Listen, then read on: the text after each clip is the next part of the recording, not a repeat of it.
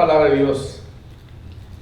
Él es, hablando de Jesucristo, la imagen del Dios invisible, el primogénito de toda la creación, porque en Él fueron creadas todas las cosas, tanto en los cielos como en la tierra, visibles e invisibles, ya sean tronos o dominios o poderes, autoridades. Todo ha sido creado por medio de Él y para Él. Y Él es antes de todas las cosas, y en Él todas las cosas permanecen. En Él es también la cabeza del cuerpo, que es la iglesia. Él es el principio y el primogénito de entre los muertos, a fin de que Él tenga en toda la primicia. Porque agradó a Dios el Padre que en Él habitara toda la plenitud. Amén. Padre Santo, Señor, gracias, Señor, por tu palabra. Gracias por las verdades que hemos terminado de leer. Dios Padre, ayúdanos a poder entender y darnos la capacidad de poder comprender lo enorme que tú eres, Señor, y lo que pudiste cumplir en la cruz. Ayúdanos a poder no solamente entender, pero conocerte a ti, Señor, a través de tu enseñanza, y vivir vidas que te den gloria, que traigan gloria a ti y tu nombre, Señor. Que reflejamos otra vez tu luz a este mundo, que seamos una reflexión de tu luz a este mundo, Señor.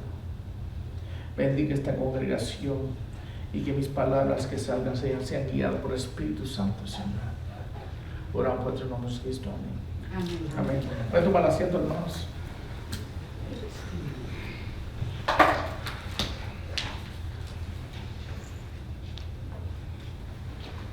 La semana pasada comenzamos a mirar Colosenses capítulo 1 del 15 al 19 y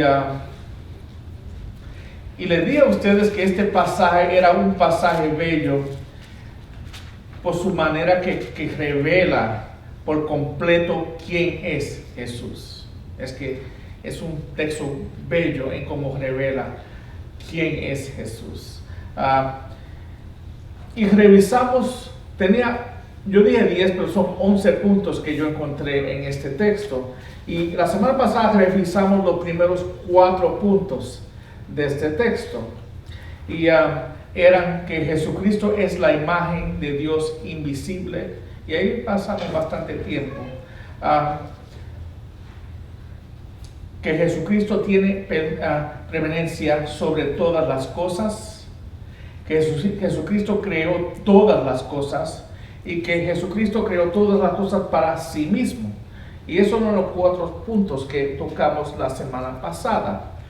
Hoy vamos a ver y voy a predicar sobre los próximos 7 puntos de este texto.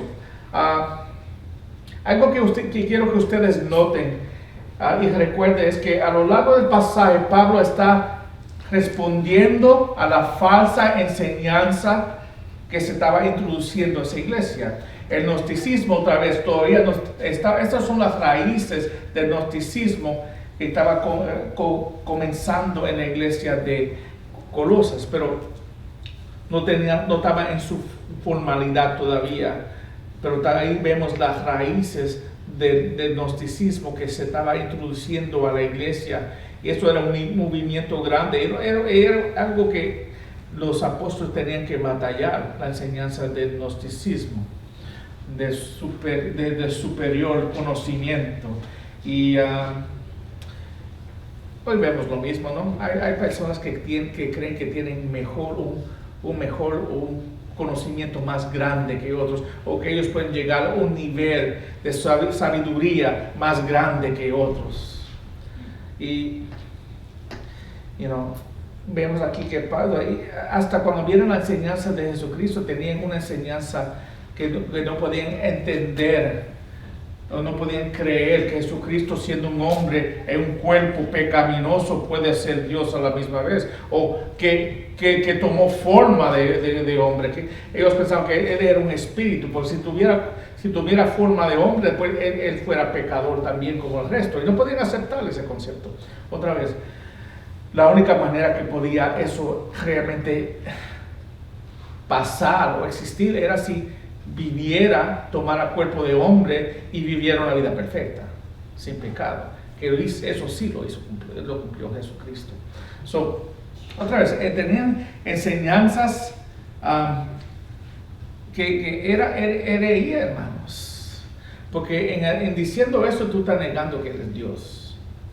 Y el punto que le está haciendo aquí, que Él es Dios y es más grande que toda criatura que hizo Dios. Él es más grande que los ángeles, vamos a ver eso más, porque ellos lo veían igual como un ángel, también había una enseñanza de eso. Y ellos cogieron a Jesucristo de aquí y lo pusieron acá abajo.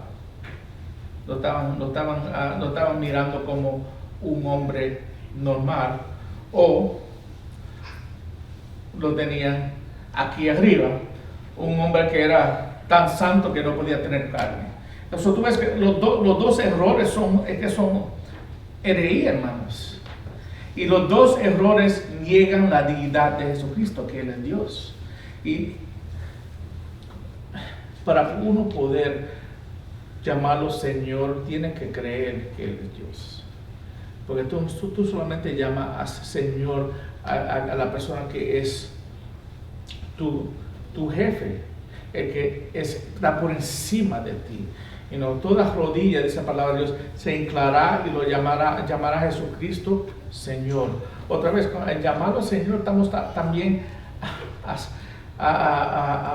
¿cómo se dice? Eso es una forma de arrepentimiento, porque el arrepentimiento, yo le he dicho varias veces, es dar un turno de 180 grados. Y cuando nosotros llamamos a Jesucristo Señor, lo recibimos como Salvador y Señor, estamos dando vuelta y ya no caminamos en la manera y en la dirección que yo deseaba. Yo estoy caminando en la dirección que Él me pide que yo camine. Es mucho diferente, ¿no? Pero hoy vamos a ver y mirar los próximos 7 puntos que no tocamos la semana pasada. ¿Quién es Jesucristo? Parte 2. Amén. Seguimos con el versículo 17. Y si miran, pueden mirar en sus papeles. Aquí tengo el bosquejo. Se lo pueden llevar o pueden poner notas atrás si quieren. Pero siguiendo con el 5, el primero de la lista de nosotros hoy, Jesucristo es antes de todas las cosas. El versículo 7a dice, Él es antes de todas las cosas. Jesucristo fue antes de todas las cosas en el tiempo, y Él fue antes de todas las cosas en la importancia y supremacía, hermanos. Mira, Él fue antes de todas las cosas en tiempo. Cuando estamos diciendo esto, que estamos diciendo que antes que se creía cualquier cosa, cuando la primera cosa fue creada, Él la creó. Él no fue creado, Él la creó. Él es el creador de todo. No existía nada en el universo hasta que Él lo creó. Antes del comienzo de los tiempos, antes del comienzo del universo, Él estaba allí como el Dios eterno, porque Él es Dios. Él siempre era, Él siempre existía. Él es antes de todas las cosas. Él siempre ha sido y siempre lo será, hermanos.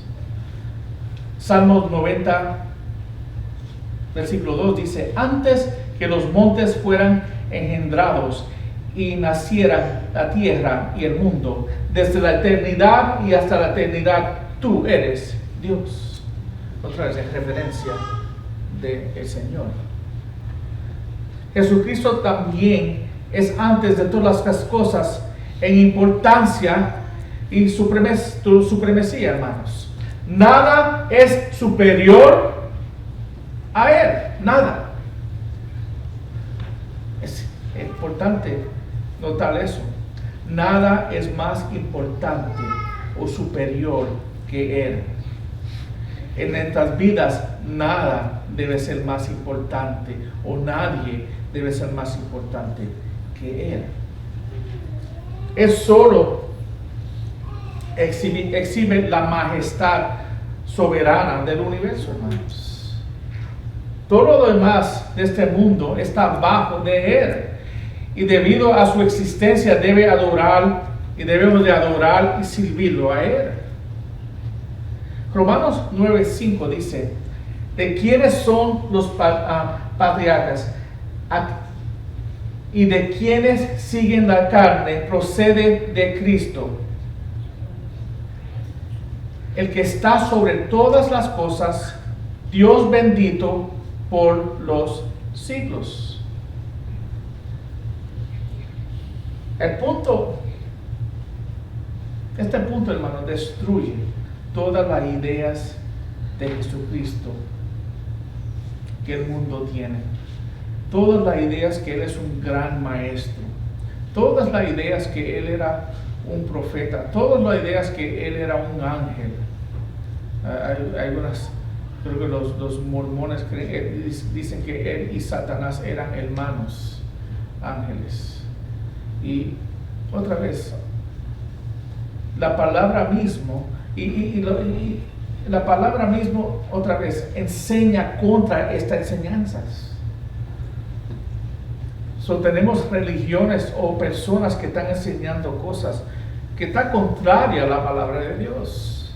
Y hay millones de gente siguiendo estas mentiras porque no leen la palabra de Dios y no lo dejan leer la palabra de Dios, porque si lo dejan leer la palabra de Dios, estuvieran convencidos que la palabra de Dios no enseña eso.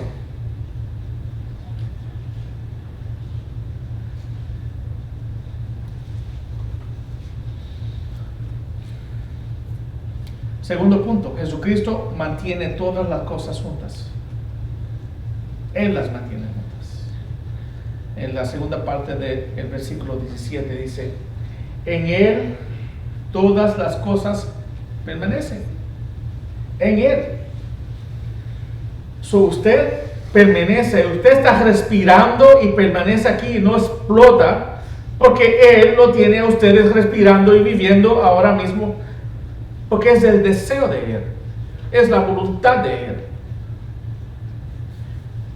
La razón que nosotros podemos respirar aire y el aire nos da vida, nos deja poder respirar y vivir, es porque Él determinó que eso fuera así, hermanos.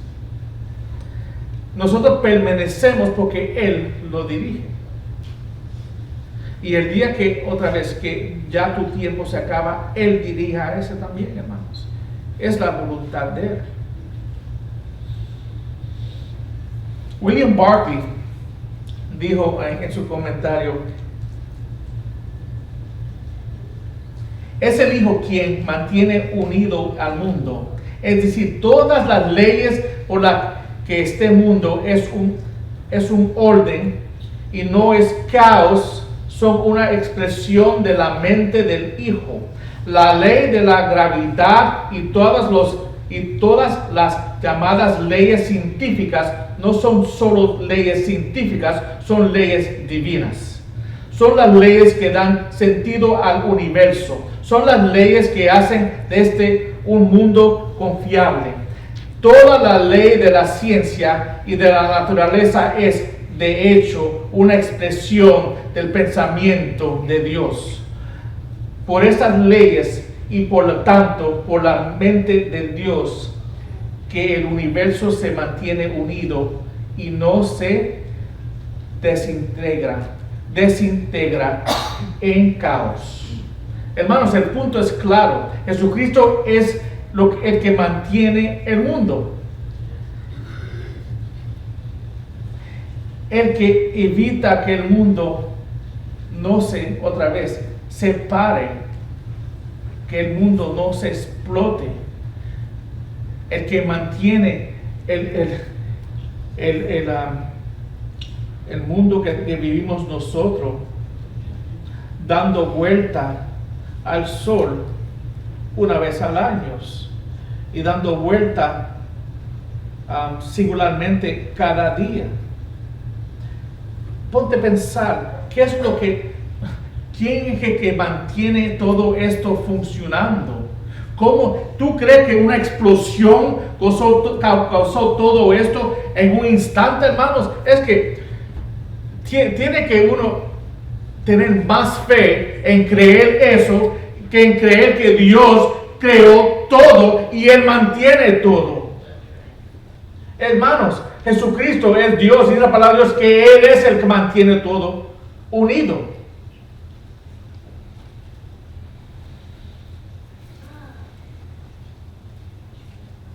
Este mundo no está controlado. Las cosas son malas. Vemos lo que está pasando en Afganistán y las cosas están malas. Pero las cosas están todavía controladas por Él. Todo lo que está ocurriendo, Él está dejando que ocurra otra vez. Vivimos un mundo pecaminoso. Pero a la misma vez, este mundo no está en total caos porque Él no lo deja. Porque Él tiene un propósito por lo que está pasando y otra vez un día Él terminará todo y regresará. Tenemos que entender eso, hermanos.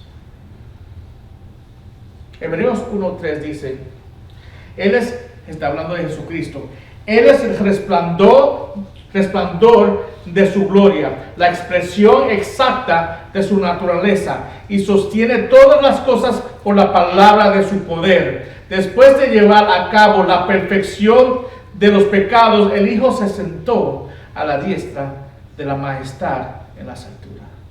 Amén, ¿no? Qué bellos. Jesucristo no solo es perfecto y eterno, pero creó el universo para que fuera perfecto y eterno, hermanos. El hombre ha corrompido con su pecado este mundo, pero Jesucristo revela que el Dios de nosotros es un Dios maravilloso y Él nos ama y tiene tanto cariño para nosotros que Él, otra vez, en su bondad y verdad, Él creó también un plan para poder restaurar este mundo. No restaurar, destruir este mundo y restaurar un mundo nuevo donde nosotros podemos vivir en la perfección, en la presencia de Él. Amén. ¿Y qué esperanza debemos de tener nosotros sabiendo eso, ¿no? Debemos nosotros sabiendo eso amarlo, adorarlo, vivir y trabajar por Él y por su voluntad, hermanos. ¿Estamos guiados a vivir así nuestras vidas para Él? Tristemente, muchos de nosotros vivimos para nosotros, hermanos. Vivimos para nuestras vidas, para lo que nosotros queremos, lo que nosotros deseamos. Y si le doy 5 minutos a Dios al día, Dios, yo te di tu tiempo hoy. Y lo marcamos. Cuando hago los devociones todos los días, uno marca ahí y te dice un check, ya chequeaste ese día. Nosotros a veces eso es suficiente, Dios. Y vemos a Dios como algo que tenemos que cumplir en vez de alguien que debemos de adorar. Y otra vez tenemos que verlo para quién quién es Él y vivir para Él. Tercero, Jesucristo es la cabeza de la iglesia. El versículo 18 empieza la parte A, dice, Él es también la cabeza del cuerpo que es la iglesia. Ahora llegamos al corazón del por qué el creador cósmico se convirtió al hombre.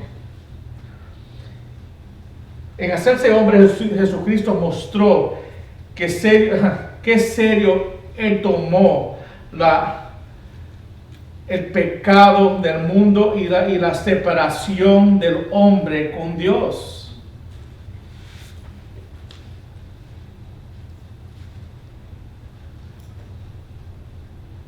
¿Qué significa la palabra iglesia? La palabra iglesia significa convocar una reunión o una asamblea. La palabra significa ¿qué? Convocar una reunión o una asamblea. Otra vez, eso lo hace cualquiera en el mundo. ¿Qué es la diferencia de la iglesia de Dios que una persona secular que tiene una red que convoca una reunión? ¿Qué es la diferencia? Hay una diferencia, ¿no? O ellos son iglesias. ¿Qué es la diferencia? La diferencia es que la iglesia es un cuerpo de personas llamadas. La iglesia es un cuerpo de personas llamadas por Él, hermanos. Cada uno de ustedes fueron llamados por Él. Nosotros estamos aquí porque somos llamados por Él, ser hijos de Dios y ser parte de este cuerpo que Él llama la iglesia. Dios habita dentro de la misma presencia de nosotros, que nos juntamos como iglesia, hermanos. Es la diferencia. Y somos llamados con dos propósitos, para la adoración y sumisión. Estamos aquí adorando a Dios semanalmente, pero también como iglesia debemos estar cumpliendo la misión de la iglesia. ¿Qué basta estar aquí los domingos si es lo único que hacen, hermano? Debemos también ser obedientes y servir en la misión que Él tiene para la iglesia. Dios es el objeto de la adoración y la misión, hermanos. Y tenemos que entender, si Él es el objeto de nuestra adoración, vamos a cumplir la misión que Él tiene. Muchas veces no cumplimos la misión de la iglesia o no estamos cumpliendo la misión de la iglesia porque la adoración no es para Él. La adoración la aguantamos para nosotros mismos. Tenemos que ser honestos. Porque si si mi adoración es continuamente adorarlo a Él, si mi deseo es solamente Él, si mi adoración es solamente Él, ¿qué misión voy a seguir yo? La misión de Él, la voluntad de Él. Y el propósito, la razón que la iglesia hoy en día no es obediente a la misión de Dios es porque la iglesia está, ¿cómo se dice? Distraída. La iglesia está distraída en las cosas de este mundo, perdona, se me van las palabras. La iglesia está distraída de la misión de Dios porque tiene sus mentes en las otras cosas. Es que el mundo tiene muchas cosas bellas, ¿no? Es que tiene muchas cosas que son buenas, si no son nuestra adoración. Yo nunca debo de adorar algo más que Dios. Nunca debo de desear algo más que Dios. No es malo trabajar, pero si estoy trabajando 80 horas al día y no tengo tiempo para Dios, para la iglesia, ¿es saludable? A mí me gustan muchas cosas.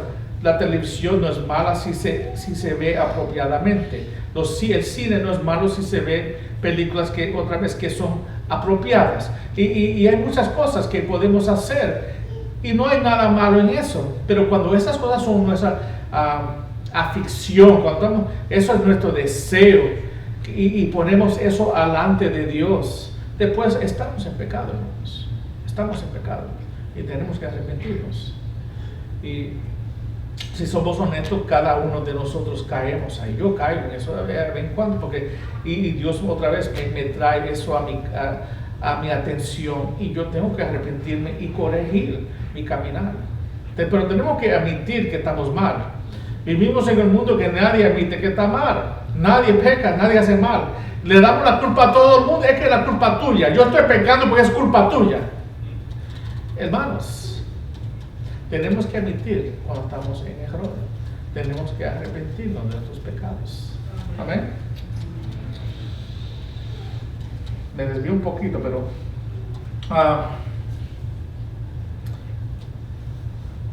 Cristo se da a conocer solo a través de la vida de su pueblo, que es la iglesia. Si el mundo, la palabra, tenemos que ver aquí que él usa el ejemplo del cuerpo, que también en lo que estamos estudiando en 1 Corintios usa el mismo imagen. Él es la cabeza, nosotros somos el cuerpo. Ahora, el cuerpo no puede vivir separado de la cabeza y una cabeza no puede vivir separada del cuerpo. Si yo no tengo cabeza, hermanos, no puedo vivir. Y si el cuerpo otra vez, si la cabeza es una cabeza y no tengo cuerpo, no puedo funcionar. Sin Jesucristo la iglesia no existe, hermanos.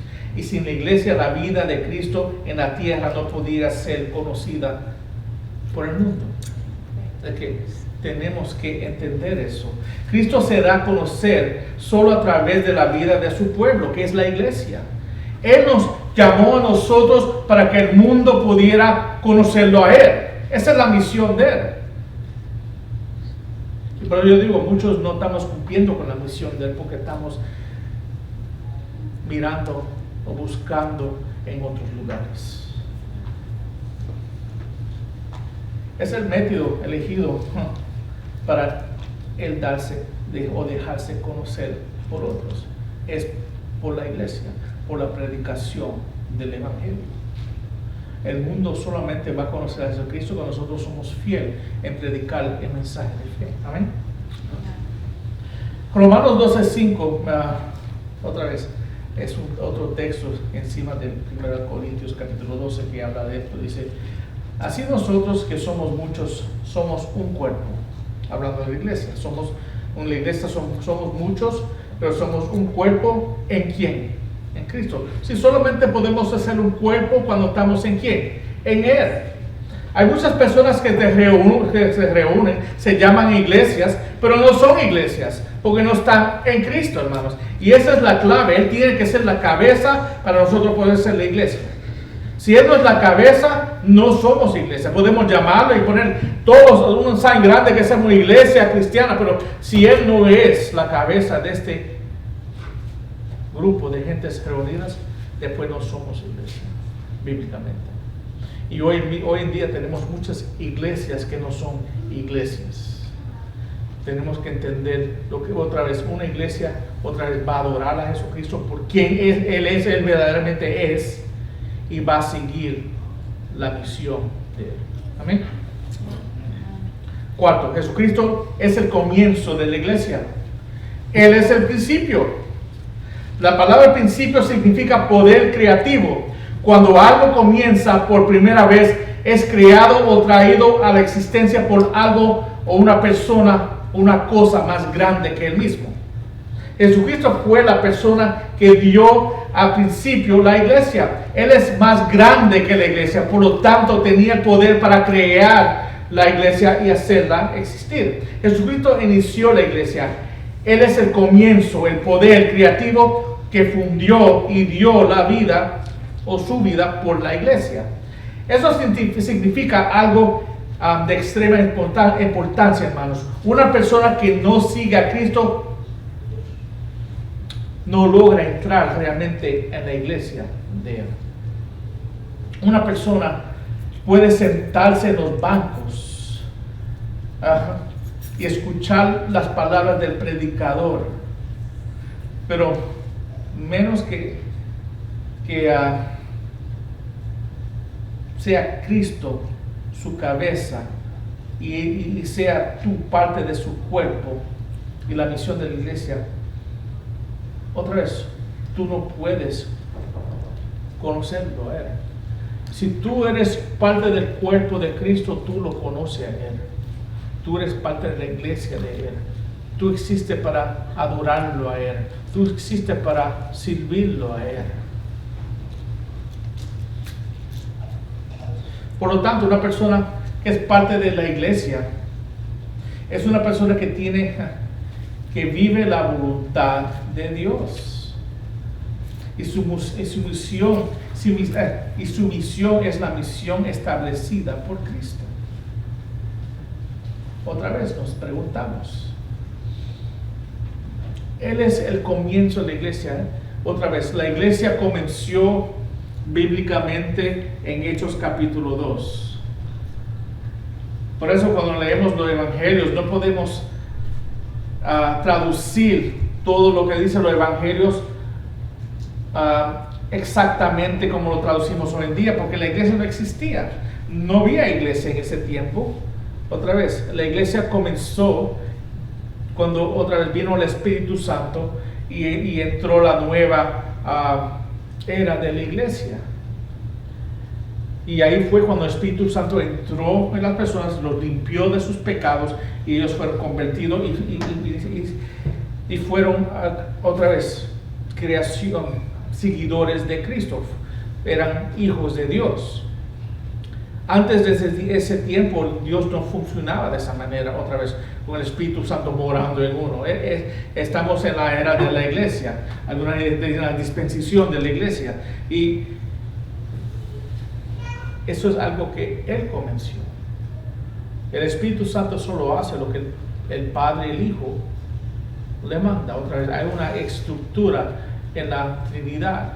Sí, Dios el Padre, Dios el Hijo, Dios el Espíritu Santo. Hay un Dios. Dios es un Dios, pero Él es manifestado en 3 personas. Y otra vez, y esas 3 personas es el mismo Dios. Otra vez, es algo más grande que nuestras mentes puede, nuestra capacidad puede entender, pues la realidad. Tenemos que aceptar por fe, porque eso es lo que enseña la palabra de Dios, hermanos. Dice que Él es Dios, pero Dios no se deja ver. Dios es invisible, pero Jesucristo es, hermanos. Él es dije la semana pasada, Él es la manifestación visible de Dios. Es la manera que Dios se dejó ver. Él es la reflexión perfecta de Dios. 5. Jesucristo fue el primero en levantarse entre los muertos. Dice la tercera parte del 18c. El primogénito de entre los muertos. Exactamente, claramente. La resurrección de Cristo es la verdadera razón por la que existe la iglesia. Existe por la resurrección de Cristo. El poder que Él demostró de poder levantarse de los muertos, teniendo victoria sobre la muerte, es la razón por la que existe la iglesia. ¿Qué vale si, otra vez, si él muriera, si Él viviera una vida perfecta y sufrió todo y muriera en esa cruz y cuando fue enterrado nunca se levantó? ¿Qué vale? Fuera otro maestro que murió, enseñó y murió y nunca se levantó. Pero Él demostró poder sobre la muerte. Por eso nosotros podemos tener esperanza que un día, otra vez, Él fue el primero Él no fue el primero que resucitó en la Biblia. Hay otros que Dios levantó, pero ellos murieron otra vez. Él fue el único que demostró poder sobre la muerte y nunca morir otra vez. Él está en el cielo. Él está en su trono ahora mismo.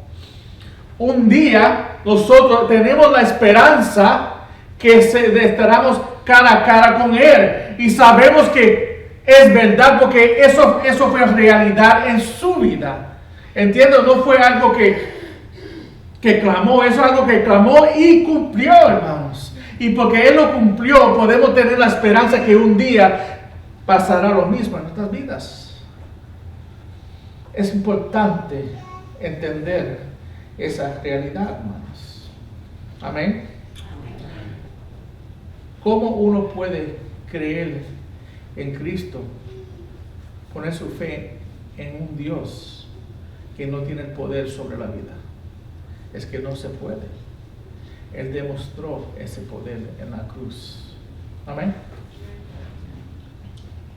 6. Jesucristo es el supremo en todas las cosas. Dice la parte de 18. A fin de que Él tenga en todo la primacia. Jesucristo debe tener la preeminencia en todas las cosas. Él es la persona que vino a la tierra para sufrir y morir. Él fue que se ha entregado a sí mismo por la iglesia. Él es aquel que murió para establecer la iglesia.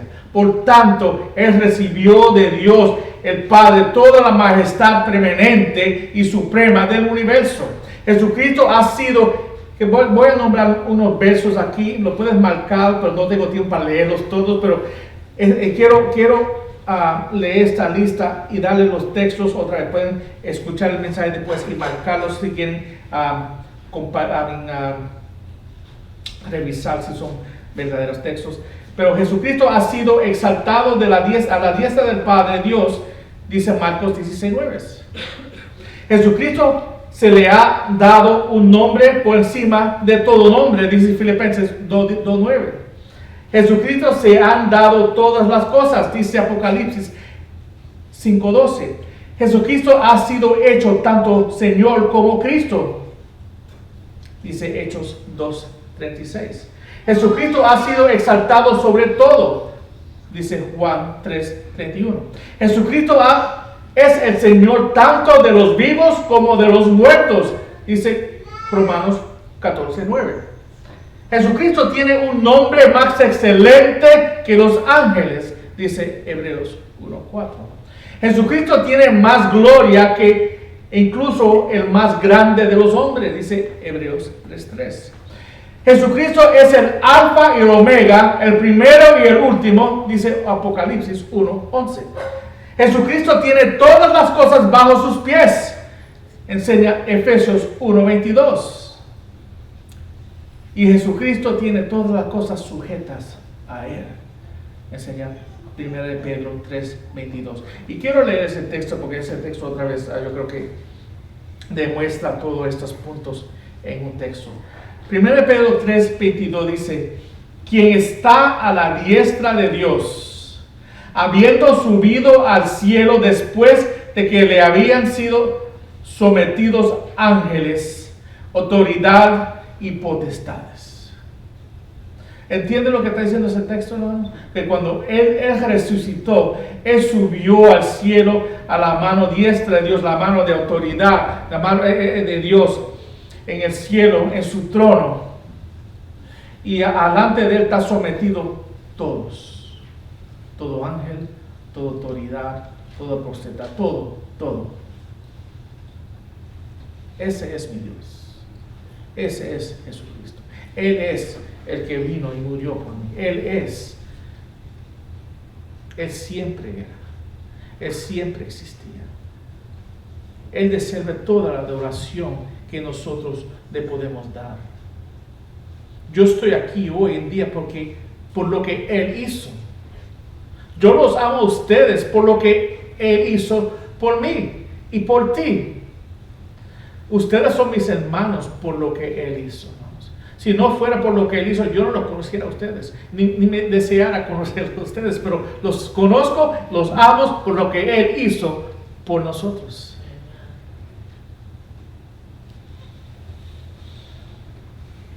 Y último punto, hermanos. Jesucristo está lleno de toda la plenitud de Dios mismo, o Dios mismo. Jesús está lleno de toda la plenitud de Dios mismo. El verso 19 dice: porque agradó al Padre que en Él habitara toda la plenitud. ¿Qué quiere decir eso? Todo lo que Dios habita en Jesucristo. ¿Entiendes? Todo lo que Dios es habita en Él. Trata de entender la grandeza de estas palabras, hermanos. Toda la plenitud de Dios habitará en Él. Esto es lo que significa este verso. Jesucristo es completamente Dios en toda la naturaleza divina de Dios. La palabra habitará significa ser una morada permanente o estar en casa permanentemente. Toda la plenitud de Dios habitará o habita en Cristo. Antes que Él viniera a la tierra, habitaba en Cristo, toda la plenitud de Dios. Y habita en Él habitó en Él mientras estaba en la tierra, aquí. Y también cuando Él subió al cielo, todavía habita toda la plenitud de Dios, porque siempre habitaba la plenitud de Dios en Él, y siempre habitará la plenitud de Dios en él, porque Él es Dios. Si la plenitud mía no puede estar en otra persona que no sea yo. Solo en mí puede estar la plenitud mía, hermanos. Si toda la plenitud de Dios mora en Él está clamando aquí Pablo que Él es Dios. Él es el mismo Dios, otra vez que ellos alaban, pero que vino a este mundo otra vez de una manera física y se manifestó a nosotros para que nosotros podamos conocer a Dios como nosotros no conocemos a nosotros. Es difícil conocer a alguien que una persona nunca ha visto, pero nosotros otra vez, ellos han visto a Dios físicamente, pero nosotros podemos saberlo a través de su escritura que Él es un Dios personal. Él vino a este mundo y sufrió como cualquiera de nosotros. Él entiende nuestras aflicciones. Él entiende todos los dolores que tenemos. Él entiende porque Él se hizo hombre otra vez como nosotros y Él tiene entendimiento de todo lo que nosotros podemos pasar. Él es un Dios personal. Ninguna otra religión puede clamar eso. Él no es un Dios distante. Él es un Dios que nos ama tanto, que hizo otra vez, que aunque el pecado nos tiene separado y Dios odia el pecado y no puede tener nada que hacer con el pecado, Jesucristo formó un plan para poder otra vez para restaurar el hombre con Dios. A través de Él venir y Él otra vez serse hombre y morir en esa cruz por nuestros pecados y establecer un compañerismo con el hombre otra vez a través de su sangre. Ese es el Dios que nosotros adoramos, hermanos. Tenemos que ver la grandeza de nuestro Señor Jesucristo. Esto es importante para la iglesia, hermanos, porque significa que Dios es la cabeza de la iglesia, que Dios es el comienzo de la iglesia, que Dios es aquel que vino a la tierra, murió y resucitó entre los muertos, que Dios es la persona preeminente del universo, que Dios en toda su plenitud habita en Cristo Jesús, el Hijo de Dios. Significa que la iglesia adora a Dios cuando adora a su Hijo. Significa que se honra a Dios Padre cuando se honra al Hijo de Dios. Tanto el Padre como el Hijo tienen la misma naturaleza perfecta. Por tanto, lo que se hace por el Hijo, se hace por el Padre. La iglesia puede agradar al Padre solo alabando y sirviendo a su Hijo, el Señor Jesucristo. Aquel que habita en la plenitud, ¿quién es Dios? Juan 1 al 2, otra vez un texto que muchos de nosotros conocemos. Dice: en el principio existía el verbo. Existía, no fue hecho, Él existía, Él siempre era. El verbo de quien está hablando aquí es Jesucristo. Si uno mira el versículo 17 del 1, le da el nombre a quién es el verbo. En el principio ya existía el verbo, y el verbo estaba con Dios, y el verbo era Dios, y Él estaba en el principio con Dios. Cristo es el fundador de la iglesia y su cabeza, hermanos. La iglesia existe solo por Cristo y solo para Él. Le debemos nuestra lealtad a Él y solo a Él, hermanos, porque Él pagó y hizo el sacrificio supremo para que ustedes puedan tener la esperanza de la resurrección y de la vida eterna en Él. Que esa sea una realidad, hermanos, de sus vidas. Amén. Oremos. Padre Santo, Señor, gracias por tu palabra. Gracias por las realidades otra vez que hemos aprendido hoy, Señor. Ayúdanos a verte a ti, Señor, como Pablo lo escribió, Señor. Ayúdanos a ver la grandeza tuya, Señor. Ayúdanos a amarte más a ti, Señor. Ayúdanos otra vez a poner atrás las otras cosas que este mundo presenta como atractivo, Señor, y que solamente tú seas atractivo para nosotros, Señor. Que nosotros te tratemos a ti, Señor, como quien tú eres, Señor, el Dios eterno. Que nosotros seamos una reflexión tuya en este mundo. Que nosotros podamos cumplir no solo con adorarte, pero tu misión en este mundo, Señor. Cambia nuestros pensar, nuestros corazones al pensar tuyo y la dirección que tú tienes para esta iglesia, Señor. Oramos por Jesucristo. Amén. Amén, hermanos. Dios lo bendiga. Estamos despedidos. Vamos a orar ahora mismo a entrar a